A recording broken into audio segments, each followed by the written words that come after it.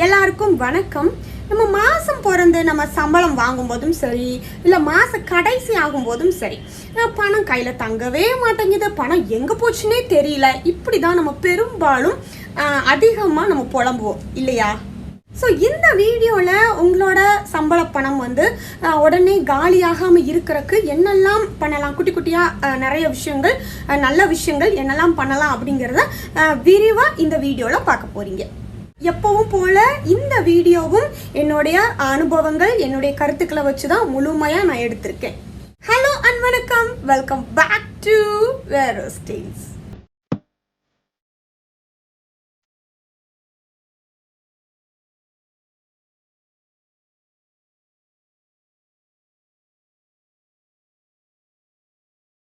அங்கே பார்க்கலாம் நம்ம வருமானத்தில், நம்ம பர்ஸில் ஓட்ட விழாமல் எப்படி வந்து சேமிக்கிறது, எல்லாம் வந்து நம்ம வருமானத்தை வந்து சீக்கிரம் காலியாகாமல் வைக்கிறது அப்படின்ட்டு. உங்களோட வருமானம் எதுவாக இருந்தாலும் சரிங்க, குறைந்த வருமானமாக இருந்தாலும் சரி, பெரிய வருமானமாக இருந்தாலும் சரி, உங்கள் வருமானத்தில் வந்து 100% இருக்கு இல்லையா, அதில் வந்து 50% வந்து நீங்கள் உங்களோட தேவைகளுக்காக வந்து உபயோகிக்கணும்னு சொல்கிறாங்க. அதாவது தேவைகள்னா நம்ம வீட்டுக்கு தேவையான பொருட்கள் வாங்குறது, மளிகை சாமான், காய்கறிகள், ஹாஸ்பிட்டல்ஸ் பில்ஸ் போறது, இல்லை வந்து இபி பில் கட்டுறது, வைஃபை பில்லு, அந்த மாதிரி இந்த மாதிரி வந்து செலவுகளும், எந்த விதமான செலவுகளும் வந்து 50% பணத்துல தான் நீங்க உங்களோட தேவைகளை பூர்த்தி செய்து கொள்ள வேண்டும் சொல்றாங்க, நிதி ஆர்வலர்கள் சொல்றாங்க, நான் சொல்லல. சோ அடுத்தது பாத்தீங்கன்னா மீதி வந்து உங்களோட சம்பளத்துல 20% வந்து சேமிப்பு பண்ணணும். நீங்க வந்து உங்க வீட்லயே சேமிச்சாலும் சரி, இல்ல போஸ்ட் ஆபீஸ்ல, வங்கிகள்ல, எங்க வேணா சேமிங்க. ஆனா கண்டிப்பா உங்களோட வருமானம் எப்படிப்பட்ட வருமானம் இருந்தாலும் சரி 20% வந்து நீங்க சேமித்தால் மட்டுமே இனி வருங்காலத்துல உங்களை வந்து பிடிப்பா வச்சுக்க முடியும் உங்க லைஃப். அந்த அளவுக்கு நம்ம நிலைமை போயிட்டு இருக்குது, நாட்டோட நிலைமை. அடுத்தது பாத்தீங்கன்னா 30% வந்து முதலீடு பண்ணணும். 30 உங்களுக்கு இது சரியா தெரியுதான்னு தெரியல, சாரி, சரியா கலரிங் பண்ணல நான். 30% வந்து முதலீடு பண்ணணும்னு சொல்றாங்க. அதான் முதலீடுனா நம்ம ரெண்டாவதா நம்மளுக்கு ஒரு வருமானத்தை தரக்கூடியதான் முதலீடு. சப்போஸ் நீங்க முதலீடு உங்களால பண்ண முடியல, ரிஸ்க் ஃபேக்டரா இருக்கு, ட்ரேடிங் அப்புறம் வந்து ஸ்டாக் மார்க்கெட்லாம் ரிஸ்கா இருக்கு அப்படின்னா நீங்க என்ன பண்ணுங்க, இந்த அமௌண்ட்டையும் தூக்கி, இந்த சதவீதத்தையும் தூக்கி சேமிப்போட சேர்ந்து நீங்க சேமிச்சால் உங்களுக்கு ஒரு நல்ல ஒரு பிடிப்பு உங்களுக்கு வருங்காலத்துல ஒரு ஹோல்டு பண்ண முடியும். ஸோ இதுதான் இது. ஸோ வந்து இப்போ 50%, 30 + 20, இப்போ வந்து மொத்தமாக உங்களுக்கு 100% வந்துருச்சா? ஸோ உங்களோட வருமானத்தை இப்படி வந்து பிரிச்சிருக்காங்க. இப்போ பார்த்தீங்கன்னா உங்களுக்கு கீழே நான் சொல்லும் போது உங்களுக்கு புரியும். 50% சேமிக்கணும்னா எப்படிப்பா, என்ன எனக்கு புரியலையே அப்படின்னு சொல்லும்போது, உதாரணம் உங்க சம்பளம் வந்து 20,000 ரூபான்னு வச்சுக்கோங்களேன். சம்பளம் 20,000 வச்சுக்கோங்களேன். செலவு வந்து நீங்க என்ன செலவா இருந்தாலும் சரிங்க, ஆனா அந்த செலவுல எவ்வளவு ரூபாய் ஒரு மாசத்துக்கு நீங்க செலவழிக்க போறீங்கன்னு பாருங்க. 20,000 × 50% தான் இல்லையா, 50% போது 100. சோ அடிச்சோம்னா நம்ம வந்து எல்லாம் அடிச்சுட்டு மீதி இருக்கிற பணம் பாத்தீங்கன்னா 10,000 ரூபாய். சோ 20,000 வருமானம் வரக்கூடிய ஒரு குடும்பத்திற்கு செலவுகள் ஒரு மாசத்துக்கு அவங்க எவ்வளவுதான் பண்ணி ஆகணும், 10,000 ரூபாய் மட்டும்தான் செலவழிச்சு ஆகணும். அந்த மாதிரிதான் இருக்கு செலவுகள் வந்து. சோ வந்து சேமிப்பு 20% சொல்றீங்க, எவ்வளவு ரூபாய் சேமிக்கணும் அப்படின்னா 20,000 × 20% நம்ம வந்து வகுத்தல் அப்புறம் பெருக்கல் பண்ணி பார்த்தோம்னா கடைசியில 4,000 ரூபாய் இருக்குது. அப்போ 20,000 ரூபாய் வருமானம் உள்ளவங்க கண்டிப்பா 4,000 ரூபாய் சேமித்தால் நீங்க உங்களோட வருங்காலத்தை பாதுகாப்பா ஆக்கிக்கலாம். சோ முதலீடு பண்றோம் அப்படின்னு பாத்தீங்கன்னா 20,000 வருமானத்துல வந்து 30% முதலீடுன்னு சொல்லியிருக்கோமா.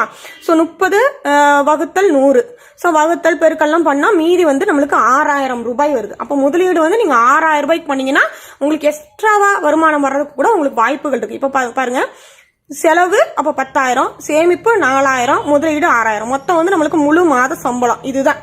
சோ நீங்க வந்து என்ன பண்ணுங்க, எவ்வளவு ரூபாய் உங்களுக்கு கணக்கீடு பண்ண முடியல அப்படின்னா நீங்க உங்களோட சம்பளத்தை எழுதி இந்த மாதிரி வந்து 50%, 20%, 30% வந்து வகுத்தல் அப்புறம் பெருக்கல் பண்ணி பாத்தீங்கன்னா உங்களுக்கு எவ்வளவு ரூபாய் செலவழிக்க வேணும் அப்படிங்கிறது தெளிவா தெரிஞ்சிடும். இது எதுல என்ன ஆக போகுது இந்த மாதிரி பண்றதுனால கேட்டீங்கன்னா, நமக்கு வந்து செலவு எவ்வளவுதான் பண்ணணும் அப்படின்னு வந்து நம்மளுக்கு ஒரு அமௌண்ட் நம்மளுக்கு தெரிஞ்சிருச்சா ஃபர்ஸ்டே. சோ வந்து அதுக்குள்ள செலவு பண்றதுக்கு நம்ம முயற்சி பண்ணுவோம். இப்ப நம்ம முடிவே பண்ணும்போது, அதாவது நம்ம எந்த ஊருக்குன்னு தெரியாம போகும்போது நம்ம எந்த பஸ்ல ஏறதுன்னு தெரியாது இல்லையா. சோ இந்த ஊருக்கு தான் போறோம், இந்த பஸ்ல தான் ஏற போறோம் தெரிஞ்சுட்டு போற மாதிரி நம்ம இவ்வளவு ரூபாய் தான் நமக்கு செலவழிக்க போறோம், இதுக்குள்ளதான் செலவழிக்க போறோம் தெரிஞ்சு நம்ம செலவழிக்கிறதுனால தேவையில்லாத செலவுகளை பணம் விரயமாகறதையும் வந்து நம்ம கண்டிப்பா தடுக்கலாம். நீங்க ஒரு தடவை நான் சொல்றத இந்த மாதிரி செஞ்சு பாருங்க. கண்டிப்பா உங்களுக்கு நான் சொல்ற விஷயங்கள் வந்து நீங்க செஞ்சு பார்க்கும்போது உங்களுக்கு நல்லாவே புரியும். அடுத்தது பாத்தீங்கன்னா உங்களுக்கு சேமிப்பு சேமிப்பு சேமிப்புன்னு சொல்றீங்க. இந்த சேமிப்பு எப்படி பண்றதுன்னு எனக்கு தெரியல அப்படின்னு வந்து நிறைய பேர் சொல்றீங்க. உங்களுக்கு வருமானம், நான் மறுபடியும் சொல்றேங்க, வருமானம் உங்களுக்கு எவ்வளோ சின்ன வருமானம் பெரிய வருமானம் இருந்தா ஓகே. பட் சேமிப்பு அப்படிங்கறதே மக்கள் கிட்ட எந்த மாதிரி இருக்கு அப்படின்னா, எண்ணங்கள் இருக்கு அப்படின்னா, எக்ஸ்ட்ரா வருமானம் வந்தாதான் நான் சேமிப்பேன் அப்படிங்கிற மாதிரி வந்து ஒரு எண்ணங்கள் இருக்கு. அப்படி இல்லை. வருமானம் சேமிப்பு அப்படின்னாலே உங்களுடைய வருமானத்துல ஒரு பகுதியை சேமிக்கிறது தான் சேமிப்புங்கிறது நிறைய பேருக்கு புரிய மாட்டேங்குது. சரிங்களா? ஸோ வந்து எனக்கு நிறைய கமிட்மெண்ட்ஸ் இருக்கு, என்னால் சேமிக்க முடியல அப்படின்னா உங்களோட தேவைகளை குறைச்சு கொண்டு அதை சேமிங்க. இதுதான் வழி. அதாவது ஆக்சுவலி ஒரு நல்ல ஒரு ஃபார்முலா இருக்கு, வாய்ப்பாடு இருக்கு இந்த நிதி சம்பந்தமான விஷயத்துல. பாத்தீங்கன்னா பாருங்க, அதாவது நான் எழுதியிருக்கேன், எக்ஸ்பெண்டிச்சர் ஈக்குவல் டு எக்ஸ்பெண்டிச்சர்னா நம்மளோட செலவுகள். அதுல வந்து எப்படி செலவுகள் பண்ணணும் அப்படின்னு பாத்தீங்கன்னா, உங்களோட இன்கம் வருமானம் கழித்தல் சேவிங். அதாவது உங்களோட வருமானத்துல சேமிப்பை கழிச்சிட்டு தான் நீங்க எக்ஸ்பெண்டிச்சரே பண்ணணும்னு சொல்றாங்க. இது வந்து நிறைய பேருக்கு தெரியாது. இந்த ஃபார்முலா உங்களுக்கு புரிஞ்சிருக்கும்னு நினைக்கிறேன்.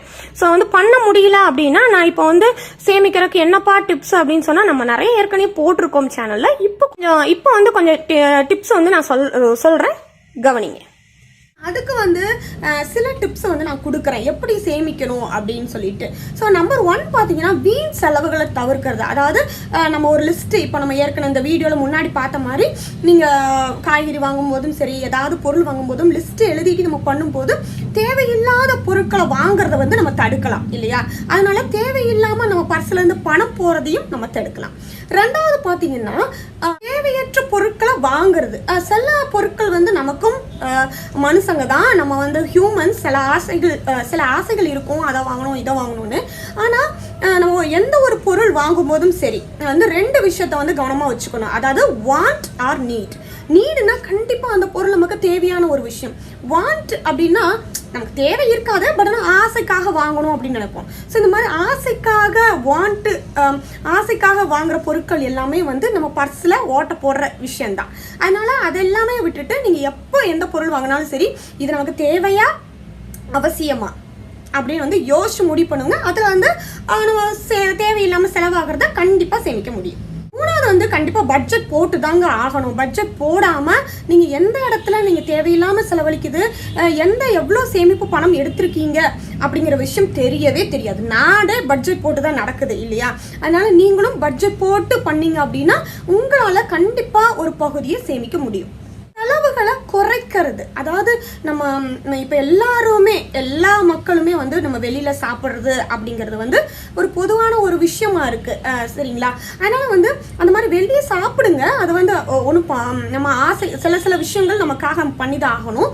ஆனா அதோட கவுண்டிங்கை வந்து கம்மி பண்ணிக்கோங்கன்னு சொல்றேன். அதாவது நிறைய முறை நீங்க வெளியில சாப்பிட்றத வந்து கொஞ்சம் குறைச்சிக்கிட்டு 5 தடவை சாப்பிட்றீங்க அப்படின்னா, ஒரு 3 மாதங்களுக்கு ஒரு முறை 5 தடவை சாப்பிட்றீங்கன்னா அதை வந்து மாதத்துக்கு ஒரு முறை கம்மி பண்ணிக்கோங்க. அந்த மாதிரி கம்மி பண்றதுனால கொஞ்சம் அதுல இருந்து நம்ம சேமிக்க முடியும் தானே இல்லையா?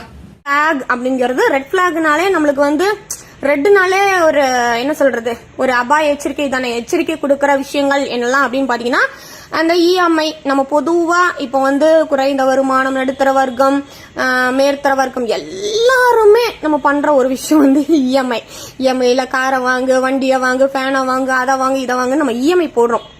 வட்டி இல்ல வட்டி இல்லாத இஎம்ஐன்னு சொல்லிட்டு நமக்கு தெரியாம நம்மளோட பணத்தை எடுத்துட்டு இருக்காங்கிறது நிறைய பேருக்கு புரியாது. அதனால முடிந்த வரை உங்க நிலைமை சரியில்லை, வருமானம் குறைவா இருக்கு அப்படிங்கும்போது உங்களோட நிலைமையை வந்து ஸ்டெடி பண்றதுக்கு நீங்க என்ன பண்ணிக்கலாம் அப்படின்னா, எந்த பொருளையும் இஎம்ஐல வாங்காம இருந்தீங்கனாலே உங்களுக்கு மாசத்துல வந்து ஒரு பெரிய பகுதியை வந்து கடிக்காம இருக்கும், உங்க பர்ஸை கடிக்காம இருக்கும்.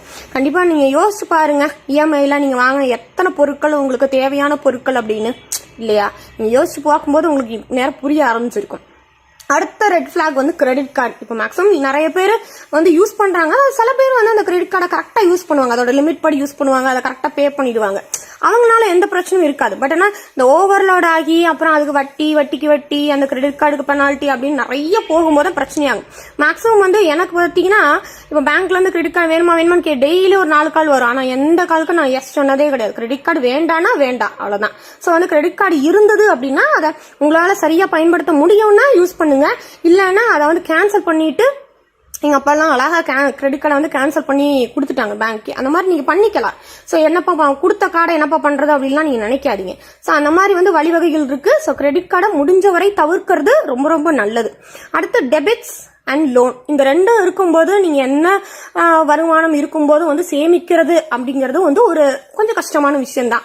அதனால அப்படியும் ஒரு சிறு பகுதியை சேமிச்சுட்டு இந்த டெபிட்ஸையும் லோனையும் எப்படி அடைக்கிறது முயற்சி பண்ணுங்க. இது எல்லாமே நம்மளுடைய வாழ்க்கையை வந்து கொஞ்சம் கஷ்டமாக்குற ஒரு ரெட் ஃபிளாக்னு தான் நான் சொல்லுவேன். அதனால வந்து இந்த 3ஐயும் இருந்தா அதை சரி பண்றதுக்கு பாருங்க. இல்ல இனிமே பண்ணல, எனக்கு இதெல்லாம் இஎம்ஐலாம் இல்ல, கிரெடிட் கார்டெல்லாம் இல்ல, லோனெல்லாம் இல்ல அப்படின்னா தயவு செய்து இந்த 3ஐயும் எக்காரணம் கொண்டும் அந்த பக்கம் போகாதீங்க.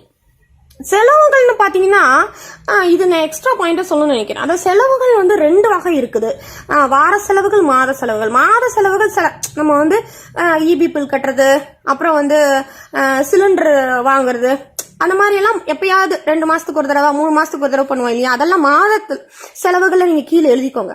வார செலவுகள் வந்து காய்கறி பழங்கள் வாங்குறது அந்த மாதிரி வாங்குவோம். இப்ப வந்து மளிகை பொருள் வந்து நம்ம மொத்தமா அரிசி அதெல்லாம் வாங்குறது சில பேர் வந்து மாதமா வாங்குவோம், சில பேர் வாரம் வாங்குவோம். ஸோ உங்களோட குடும்பத்துக்கு நீங்க எப்படி பழக்கம் வச்சிருக்கீங்க அப்படிங்கறத பொறுத்து நீங்க வந்து இப்படி வரிசையா எழுதிக்கோங்க. மாத செலவுகளுக்கு கீழே எதெல்லாம் இருக்கு, வார செலவுகளுக்கு கீழே எதெல்லாம் இருக்கு அப்படின்னு நீங்க வந்து எழுதிக்கிட்டீங்க அப்படின்னா உங்களுக்கு கையில எடுத்து வைக்கிறதுக்கு பணம் இவ்வளவுதான் நான் எடுத்து வச்சிருக்கேன், இந்த வார செலவுக்கு இவ்வளவு ஆகும், நான் இந்த வார கையில வந்து இவ்வளவுதான் காசு வச்சுக்க போறேன், மீதியை வந்து நான் பேங்க்ல போட போறேன், இல்ல வேற ஏதாவது பத்திரமா வைக்க போறேன் அப்படிங்கிறது உங்களுக்கு கொஞ்சம் யூஸ்ஃபுல்லா இருக்கும். ஸோ இவ்வளவுதான் காசு இருக்கும்போது நம்ம அவ்வளவுதான் செலவழிப்போம், எக்ஸ்ட்ரா செலவழிக்க மாட்டோம் இல்லையா, அதுக்காக நான் சொல்றேன். ஸோ வந்து உங்களுக்கு எந்த இடத்துல ஓட்டைகள் இருக்கு, எந்த செலவு வந்து சரியான செலவு, எந்த செலவு சரியில்லாத செலவு செஞ்சிருக்கோம் ஒரு மாசத்துல கணக்கீடு பண்றதுக்கு நீங்க ஒரு மாதம் இந்த அட்டவணையை வந்து நீங்க ஃபாலோ பண்ணீங்கன்னா உங்களுக்கு மந்த் எண்ட்ல வந்து நீங்க என்ன பண்ணிட்டு இருக்கீங்க, உங்க பணம் எந்த சைடு போகுது, எந்த சைடு தேவையில்லாம போகுது அப்படிங்கறது வந்து உங்களுக்கு நல்லா புரிஞ்சிருச்சு. ஸோ நல்லா புரிஞ்சிடும். அது அடுத்த மாசம் வந்து நீங்க கரெக்ட் பண்ணிக்கலாம். அதுக்காக தான் இந்த சார்ட். ஸோ கையில் இருப்ப வந்து இப்ப நம்ம வந்து 10,000 வச்சிருக்கோம், நம்ம வந்து அப்படித்தானே பார்த்தோம் இல்லையா, நம்மளோட மொத்த வருமானத்துல 20,000 இருக்கிற வருமானத்துல 10,000 வந்து கையில் இருப்பு.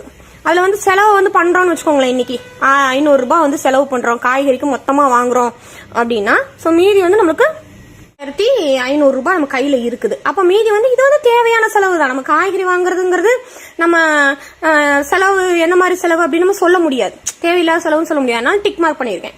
இப்படியே வந்து நம்ம வந்து ஏதாவது ஒரு ஆன்லைன்ல ஒரு துணிமணி பாக்குறோம், நல்லா இருக்குன்னு வாங்கிட்டோம் அப்படின்னா அதை எழுதுங்க. அது வந்து அவசியம் இல்லை அப்படிங்கும்போது நம்ம கிராஸ் மார்க் போட்டு நீங்க சேமிச்சுட்டே என்ட்ரி பண்ணிட்டே வந்தீங்கன்னா மந்த் எண்ட்ல உங்களுக்கு தெரிஞ்சிடும். இந்த ரிமார்க்ஸை பார்த்தாலே தெரிஞ்சிடும் உங்களுக்கு என்ன தப்பு பண்ணிருக்கோம், எந்த இடத்துல தேவையில்லாத செலவு நடந்திருக்கு, எந்த இடத்துல தேவையான செலவு, எந்த இடத்துல தேவை நம்ம வந்து செலவை குறைச்சிருக்கலாம் அப்படிங்கறது வந்து உங்களுக்கு தெரிஞ்சிடும். ஸோ அடுத்த மாசம் வந்து அதை சரி பண்ணிடலாம். ஸோ என்னங்க வீடியோ பார்த்துருப்பீங்க, கண்டிப்பா உங்களுக்கு நம்ம பண்ணக்கூடிய சின்ன சின்ன தவறுகளை வந்து இந்த வீடியோ மூலமா கண்டிப்பா நீங்க கண்டுபிடிச்சிருப்பீங்க.